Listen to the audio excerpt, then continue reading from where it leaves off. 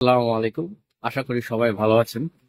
অনেকেই spouse, husband, wife sponsor করতে চায় বা ইন দ্য প্রসেস। এখন কিছু কি পয়েন্ট এখনো অনেক প্রশ্ন পাই স্পাউস স্পন্সরশিপ নিয়ে, যে প্রুফ অফ রিলেশনশিপ কিভাবে এস্টাবলিশ করব, প্রুফ অফ ফান্ডস কি দেখানো লাগবে কিনা, এরকম কিছু কমন ফ্যাক্টরস যেগুলো অনেক ম্যাটার করে, ওগুলো নিয়ে আপনাদের সাথে আমি কুইক একটা ডিসকাশন করবো।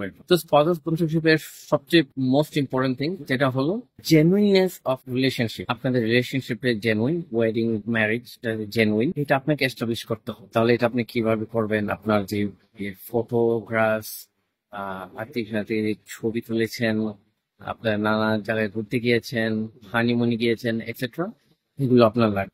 তো এগুলোর জন্য আপনি শুরু থেকেই রেডি রাখবেন। আর ফান্ডিং এর ব্যাপারটা, আপনার কিছু ফান্ডস অবশ্যই দেখাতে হবে। আপনি যে একটা স্টেবল জব বা আপনার ট্যাক্স রিটার্ন করেছেন ক্যানাডাতে, এই নোটিস অফ অ্যাসেসমেন্ট লাগবে।